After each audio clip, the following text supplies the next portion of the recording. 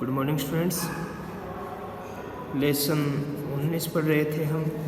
आज लेसन 19 जिसका नाम है जैव विविधता, आगे बात करेंगे इसमें। और आज हम पढ़ेंगे जैव विविधता का संरक्षण।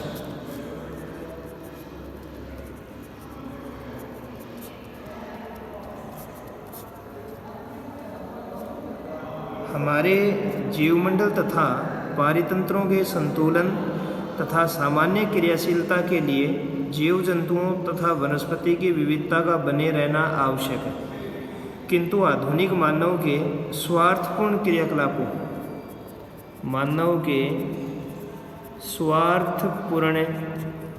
क्रियाकलापों तथा उपभोक्तावादी संस्कृति अर्थात जो मनुष्य है उसने स्वार्थपूर्ण अपने स्वार्थ के लिए जैव विविधता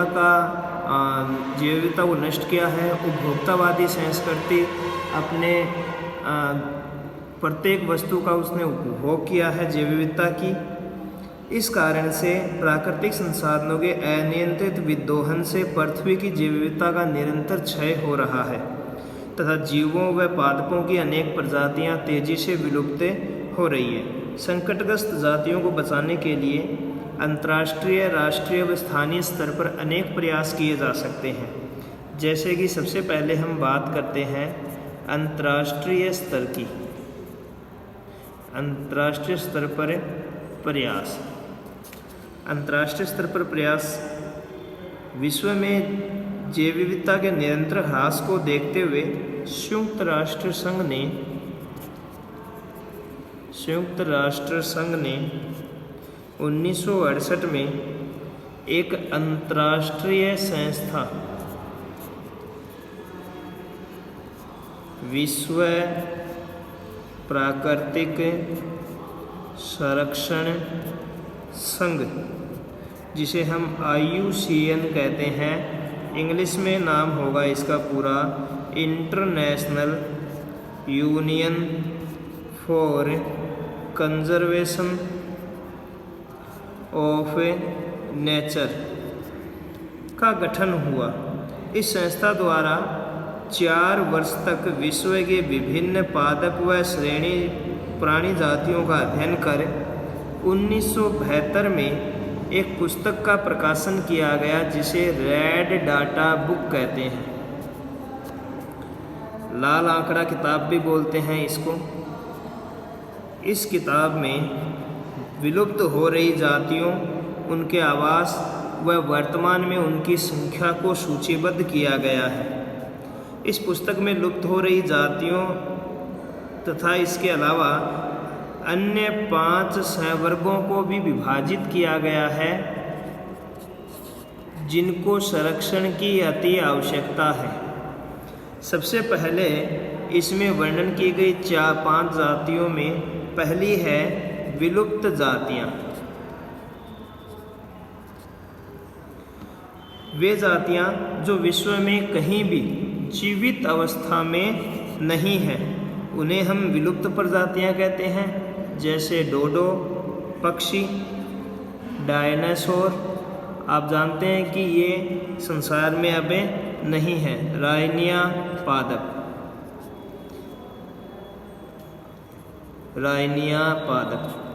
आगे हम बात करें दूसरे जाति की जिसका नाम है संकटग्रस्त जातियां। वे जातियां जो विलुप्त होने के कगार पर हैं। ये जातियां तो विलुप्त हो चुकी हैं, लेकिन संकटग्रस्त जातियां जो है विलुप्त होने के कगार पर है। और इन जातियों का संरक्षण अगर नहीं किया गया तो ये जल्दी ही विलुप्त हो जाएगी। जैसे कि चीता है, बाघ है, बगेरा, जिंगो बाइलोबा, सर्पगंधा, गेंडा आदि। नेक्स्ट हम बात करें तीसरी, इसमें जाति की परिभाषा लिखी है अति संवेदनशील जातियाँ।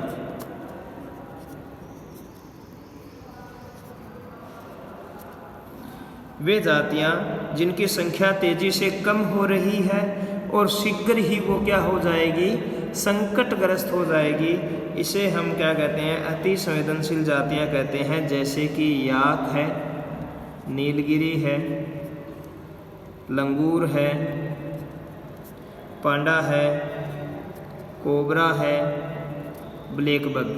ये सभी ऐसे जानवर हैं जिनकी संख्या कम हो गई है और जिनकी जल्दी ही संकटग्रस्त ये जातियाँ हो सकती हैं। आगे हम बात करते हैं नेक्स्ट, चौथी जाति है दुर्लभ जातियाँ।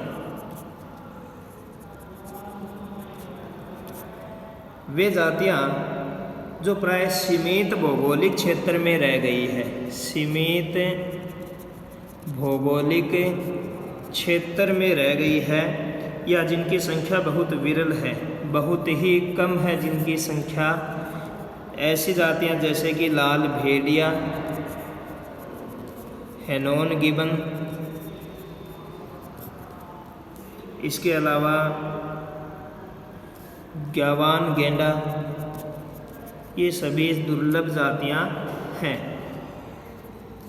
नेक्स्ट, पांचवी जाति की बात करें जिसे अपर्याप्त रूप से ज्ञात जातियाँ कहते हैं। वे जातियाँ जिनके बारे में पर्याप्त जानकारी नहीं है, जिनके बारे में पर्याप्त जानकारी नहीं है, उन्हें हम अपर्याप्त रूप से ज्ञात जातियाँ कहेंगे और इन्हें किसी भी विशिष्ट वर्ग में नहीं रखा जा सकता है। ऐसी जातियों को हमें अपर्याप्त रूप से ज्ञात जातियाँ कहते हैं। IUCN ने वर्ष 1973 में एक कन्जर्वेशन सिटीज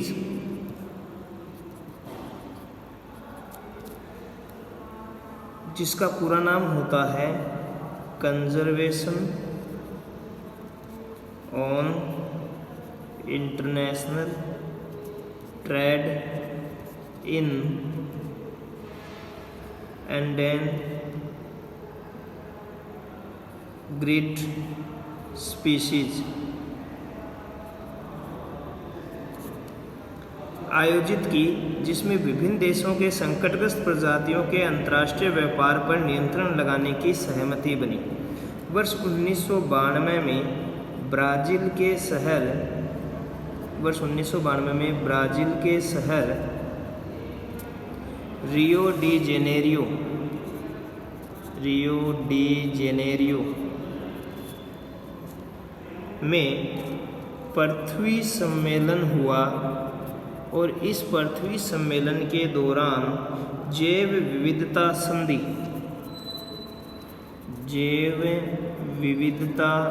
संधि CBD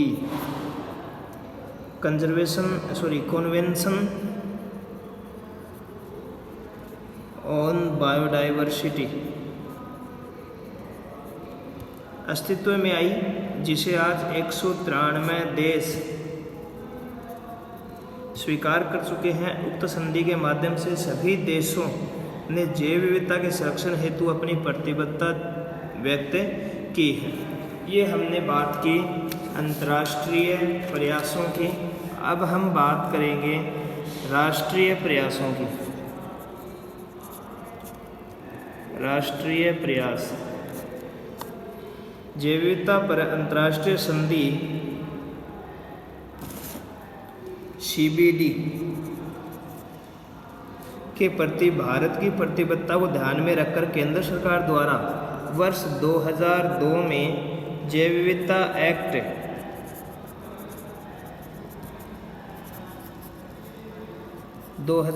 बनाया गया, जिसके 3 मुख्य उद्देश्य हैं। पहला है जैव विविधता का संरक्षण,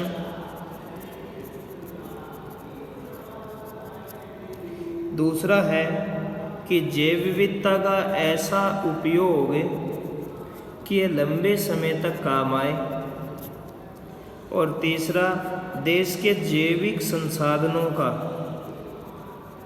के उपयोग से होने वाले लाभ का समान वितरण हो ताकि यह ज़्यादा से ज़्यादा लोगों तक पहुंच सके। इन उद्देश्यों की प्राप्ति के लिए जैव विविधता एक्ट 2002 में त्रिस्तरीय संगठन का प्रावधान है और राष्ट्रीय स्तर पर NBA नेशनल बायोडाइवर्सिटी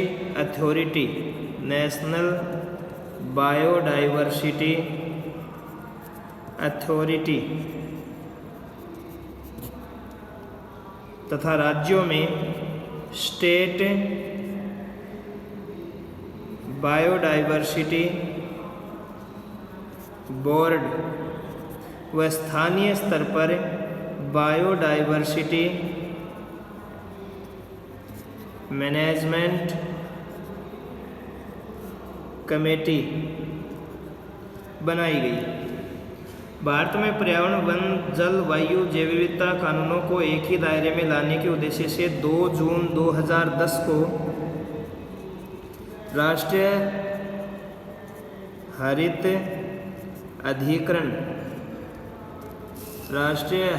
अधिकरण का गठन हुआ और अब उक्त कानूनों के अंतर्गत अपील उच्च न्यायालय में नहीं वरन राष्ट्रीय हरित अधिकरण में दर्ज होगी, जिससे इन विषयों से संबंधित विवादों का निपटारा तेजी से हो सके। और इसका जो मुख्यालय है वो भोपाल में बनाया गया है। अब हम बात करें जैव विविधता संरक्षण के प्रकार। तो 2 प्रकार से हम संरक्षण कर सकते हैं। एक तो है स्वस्थानीय संरक्षण, जिसे हम इन सिटू बोलते हैं, और एक है बहिस्थानीय संरक्षण, जिसे हम एक्स सिटू बोलते हैं। इन सिटू में जंतु के निवास स्थान पर रहकर या निवास स्थान पर उसे रखकर उसका संरक्षण किया जाता है, जबकि बहिस्थानीय में जंतु के निवास स्थान से उसे दूसरी जगह ले जाकर, जैसे चिड़ियाघर वगैरह में ले जाकर उसका संरक्षण किया जाता है। जैसे कि कोई शेर है, उसका संरक्षण हम उसी के निवास स्थान जंगल में कर रहे हैं तो उसे स्वस्थानीय कहेंगे। अगर उसका संरक्षण हम जंगल से ले जाकर चिड़ियाघर में कर रहे हैं या अन्य क्षेत्र में कर रहे हैं तो इसे हमें एक्स सिटू या बहिस्थानीय कहेंगे।